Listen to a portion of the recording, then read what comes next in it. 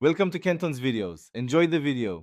In this video, I will explain how to change the engine oil in your Subaru Impreza. First, gather all your necessary supplies, including a new oil filter, about 4.5 quarts of synthetic 0W20 oil, a drain pan, and an appropriate wrench. Next, run your engine for a few minutes to warm the oil, then safely lift and secure your car on jack stands. Now that your car is safely elevated, it's time to drain the old oil. Find the oil drain plug, usually a bolt on the lowest part of the oil pan. Place your drain pan directly underneath it. Using your wrench, carefully loosen and remove the plug. Be ready for the oil to flow out quickly. Let it drain completely, which usually takes about 10 to 15 minutes.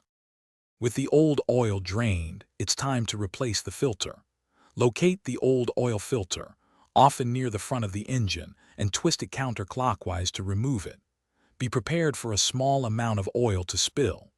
Before installing the new filter, apply a thin film of fresh oil to its rubber gasket. Screw the new filter on hand tight, then add about 4.5 quarts of fresh synthetic 0W20 oil through the filler cap. Almost done. Reinstall the drain plug securely, ensuring it's not over-tightened.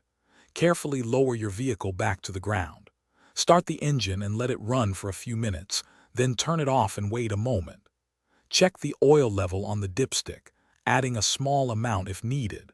Finally, inspect for any leaks and remember to dispose of your used oil responsibly at an authorized recycling center.